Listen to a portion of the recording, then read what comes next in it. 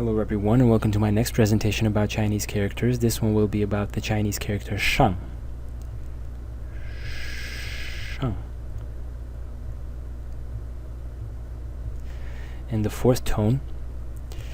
And in this case, if the character is pronounced in the fourth tone, its meaning is top, over, or on the top side, basically. Everything that is over or on the top or pointing to something above. And there are two other ways to pronounce this character. One is shang in the neutral tone,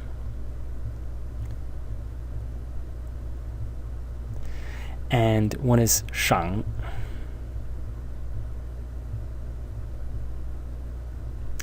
in the third tone. And when it is pronounced in the neutral tone, in this case, it is a suffix to verbs, and it has many different meanings. But I can give you an example. If you say, for instance, 爱上一个人, it means to fall in love with someone, or 喜欢上一个人, like to start liking someone.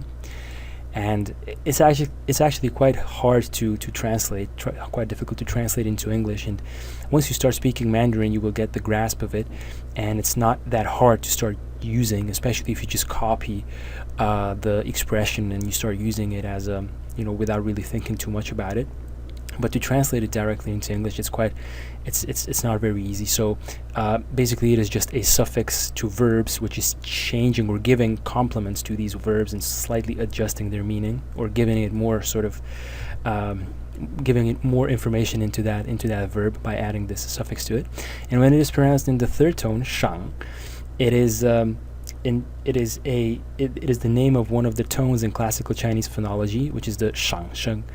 And basically, in classical Chinese phonology, there were four tone types, and not the same tones that we have today in modern Mandarin, but for four different tones, and one of them was called shang sheng. So that's also what this character stands for. I'll show you how to write it. It's actually very easy and very straightforward, only 3 strokes. So this is the first one. 1, 2, and 3.